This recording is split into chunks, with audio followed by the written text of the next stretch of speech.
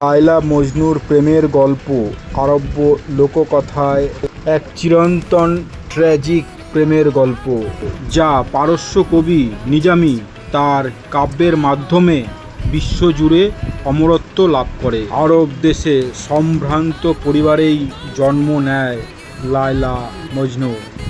তারা শৈশবে মক্তব্যের পড়ার সময় থেকেই একে অপরের গভীর প্রেমে পড়ে। কিন্তু কায়েসের এই সীমাহীন ভালোবাসা একদিন লোক চোখে ছড়িয়ে পড়ে। কায়েস লায়লার প্রেমে এতটাই মশগুল হয়ে থাকত যে সবাই তাকে মজনু পাগল বলে ডাকত।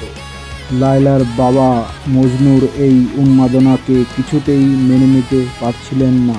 সামাজিক মর্যাদা রক্ষার্থে তিনি মজনুর বিয়ের প্রস্তাব বাতিল করে দেন এবং লায়লাকে অন্য এক ধনী ব্যক্তির সঙ্গে জোরপূর্বক বিয়ে দিয়ে দেন। এই বিচ্ছেদ মজনু একদম সহ্য করতে পারেনি। সে ঘরবাড়ি আত্মীয় স্বজন সব ছেড়ে দিয়ে মরুভূমিতে থাকতে লাগলেন। বনের পশু পাখিদের সঙ্গী করে সে কেবল লায়লার নাম জপ করত আর লায়লাকে নিয়ে কবিতা লিখত।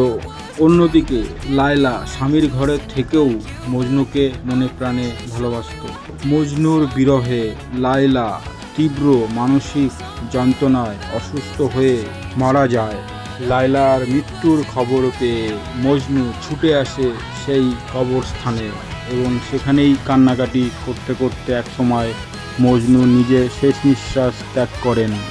লৌকিক পৃথিবীতে তাদের ভালোবাসা পূর্ণতা না পেলেও লায়লা মজনুর এই পবিত্র ভালোবাসা যুগে যুগে নিঃস্বার্থ প্রেমের এক পরম প্রতীক হয়ে রয়েছে। বন্ধুগণ, আজকের ভিডিওটা এখানেই শেষ করলাম। ভিডিও ভালো লাগলে অবশ্যই লাইক কমেন্ট শেয়ার করে পাশে থেকো। তাহলে দেখা হচ্ছে পরের ভিডিওতে। টাটা।